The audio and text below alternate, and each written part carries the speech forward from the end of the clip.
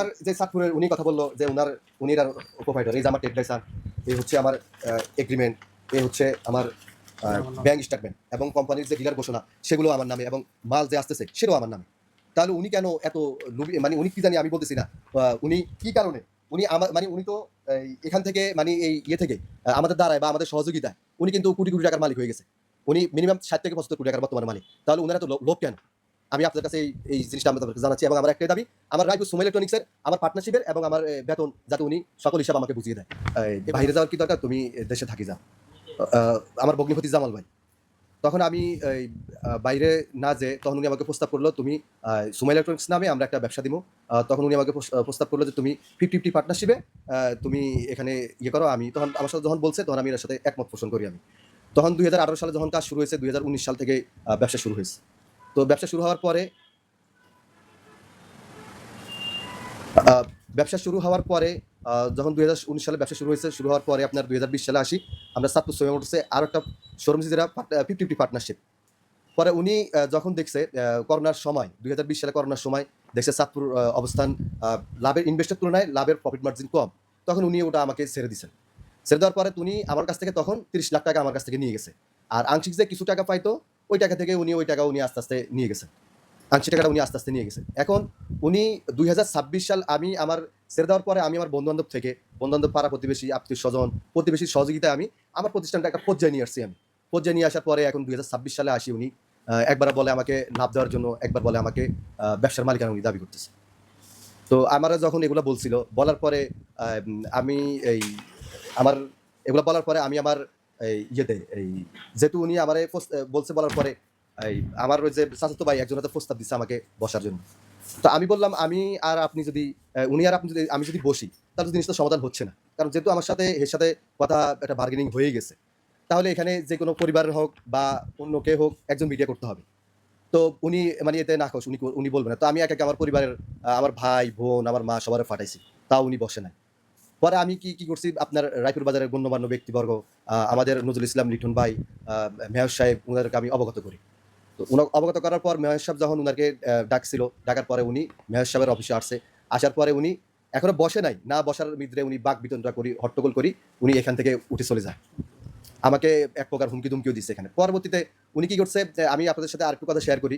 Mayor যখন উনাকে ডাকছিল মেয়র সাহেব, উনি কি করছে, মেয়র সাহেবের সাথে দেখা না করি উনি চাঁদপুরে যায় আমার নামে একটা অভিযোগ দায়ের করে আসছে। এবং ১৫ জন, একবার ১৫ জন নিছে, একবার আপনার ৭ জন নিছে, বাড়িয়ার সন্ত্রাস নিয়ে আমাকে ওইখানের যার কাছে কথাগুলা বলছে, আমার কাছে এটার প্রমাণ আছে। যার কথা বলছে উনি আমার বলছে যে ১ম ট্যাপ আমাকে মহিলা দিয়ে, মেয়ে দিয়ে আমাকে যদি ঘায়েল করবে। যদি না পারে সেক্ষেত্রে পরবর্তী ধাপ হলো উনি ডিবি সাজায়, ভুয়া ডিবি সাজায়, এরকম একটা ডিবি সাজায় বস আমাকে তুলে নিয়ে যাবে। বলবে তোমাকে আপনি এখানে ৫ কোটি টাকা দেন। না দিতে পারলে আমাকে ওখানে শুট করে দিবে।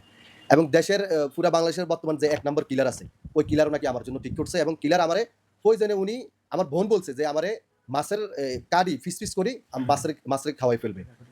তারপরে উনি ওই কথাও বলছে যে প্রয়োজনে আমি এই এরে চুনের ধামের ভিতরে টুকরো মানে পাউডার করি, একবার পুরো পাউডার যাতে কোনো নাম নিশানা না পায়।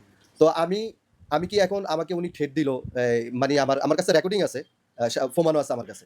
উনি আমাকে হুমকি-দুমকি দিল, এতগুলো আমাকে হুমকি-দুমকি, তারপর আমার নামে অভিযোগ করলেন। এখন আপনারা বলেন আমি প্রিয় রাইফুর বাসের কাছে আমার আমি বিচার চাই। আমি কি কোনো আইনগত ব্যবস্থা নিতে পারব না? আমার জীবনের কোনো নিরাপত্তা নাই? আপনারাই জানেন এই সাম্প্রতিককালে অনেক কিছু ঘটে গেছে। এই আমাদের রায়পুরে কিছুদিন আগেও এক পরিবারের ৭ জন হত্যা হয়ে গেছে। তো আমি আবার ওই চিন্তা করে আমি এখানে আইনগতভাবে একটা আমি ইয়ে নিয়ে রাখছি। তো অভিযোগ দেওয়ার পরে এরপর আমার আম্মা আসছে। আম্মা আসি বলল, "তোরা ভাই-বোন, তোরা কি করতি এগুলা করবি? এগুলা বাদ দে।" তো আমি বললাম যে, "ঠিক আছে মা, আপনি যেহেতু বলছেন আমি আপনাদের বদদোয়া নিব না। আপনি বলছেন ঠিক আছে, আপনি যা বলবেন তাই।" পরে আমার মা উনার বাসায় গেল, উনার সাথে কথা বলল। উনারা মা বলল, "তোরটাও তোরা তুলি না চাঁদপুর থেকে, হেরটাও হে তুলি নাই।" উনি এক পর্যায়ে আসে মানে উনি তুলবে না। মানে এটার কোনো আমি ইয়ে পাই নাই, প্রতিকার পাই নাই। আর আপনার এখন এই যে আপনার বিরুদ্ধে যে এই ফেক আইডি যে আপনার অভিযোগ তুলছে, আমার তো আইডি আছে। আমার তো এটা ফেক আইডির সাথে তো আমার তো সংযুক্ত না। তো উনি যদি ফেক আইডি যদি যাচাই করি আইনগত মাধ্যমে যদি উনি যদি কোনো সত্য মানে উনি ওই আইডির বিরুদ্ধে ব্যবস্থা নেয়। এখন আমার বিরুদ্ধে যে আমার যে মানহানি করলো, আমি যদি উনি এটা যদি সংবাদ সম্মেলন করি, যদি উনি যদি আর আমার ইয়ের কাছে ইয়ে না চায়, ক্ষমা না চায়, তাহলে আমি উনার বিরুদ্ধে ব্যবস্থা নিব। আর আমার প্রশ্ন হচ্ছে এখানে এই আর ইয়ের কাছে আমি তো উনার সাথে বারবার বসতে চাইছিলাম। উনি যদি ভালো লোকে হয়, উনি যদি মহৎবান লোকে হয়, তাহলে উনি কেন আমার সাথে বসলো না? উনি কেন বসলো না? উনি তো বলছে উনি খুব ভালো। আপনাদের সামনে আমি ২ একটা অভিযোগের কথা তুলে ধরি। উনি আপনার আ এএসপি মিজানুর রহমান পাটোয়ারি। এএসপি মিজানুর রহমান পাটোয়ারি উনার বাড়ি সম্ভবত বাসা হচ্ছে ইয়েতে আপনার ওই যে গাংফা। উনার সাথে উনি স্টারিং এ খারাপ আচরণ করছে। অনেক ঝামেলা করছে। পরে উনি বুঝতে পারে নাই উনি যে তখন এএসআই ছিল। তখন উনি কি করছে? তখন উনি বলছে যে, "না আমি ওকে মানি মানি একটা ব্যবস্থা নিবো আমি।" তখন যাক আপনার তখন ওই যে ঝুটন ভাই, তারপরে আপনার আমাদের ডালিম ভাই, উনারা আসে যেহেতু ফ্রেন্ড সার্কুলার, এদিক দিয়ে আমাদের আত্মীয়স্বজন, তখন উনারা এটাকে মানে এটা সমাধা দিয়ে দিছে। আপনারা প্রয়োজনে এটা খবর নিতে পারেন। এসপি মিজানুর রহমান পাটোয়ারি ফোন দিয়ে বলবেন যে, "রাফেল ইলেকট্রনিক্সের সাথে আপনার জামাল ভাইয়ের সাথে কোনো ঝুট-ঝামেলা হইছে কিনা? বা হেস্তনেস্ত করছে কিনা আপনাকে?" আপনারা এটা প্রয়োজনে তথ্য নিতে পারেন। আমি আরেকটু কথা বলতেছি। আরেকটা অভিযোগ হচ্ছে উনি এই রিসেন্টলি অ্যাডভোকেট আপনার জাহাঙ্গীর, উনার বাড়ি হচ্ছে ক্যাম্পারহাট। উনি বিএনপি করে অ্যাডভোকেট জাহাঙ্গীর। তো উনার টিভির সমস্যা হইছে, উনি আসছে উনার টিভিটা ঠিক করে দেওয়ার জন্য। উনি মানে এক পর্যায়ে আপনার কথা বলতে হাতাহাতি পর্যন্ত হয়ে গেছে। পরে এই হাতাহাতি পর্যন্ত হয়ে যাওয়ার পরে আমি অ্যাডভোকেট আমাদের আরমান ভাই, তারপরে আনিস ভাই, বিএনপির সাংগঠনিক আনিস ভাই, তারপরে আপনার নাজিম ভাই, তারপরে আমাদের হোসেন ভাই সহকারে আমরা বসি মানে এটা আমরা মীমাংসা করে দিছি। যেখানে উনি উনার হেস্তনেস্ত করছে সেখানে আমরা এটা মীমাংসা করে দিলাম। এরপরে আরেকটা ঘটনা আপনাদেরকে বলি। আমাদের বাউল ফাটানের বোনের জামাই। উনারা পারিবারিকভাবে হয়তো উনার স্বামী-স্ত্রী লাগছে। তো আপনার তো দরকার ছিল এখানে এই সমাধা করে দেওয়ার জন্য। আপনি উনারে মানি এলোপাতাড়ি মারি উনার ঠোঁট, গাল এগুলো সব ফাটায় ফেলাইছেন। পরে আমি যেহেতু চিন্তা করলাম উনি তো আমার ভগ্নিপতি। এখন উপরের দিকে স্যাপ মারলেন নিচের দিকে পড়ে।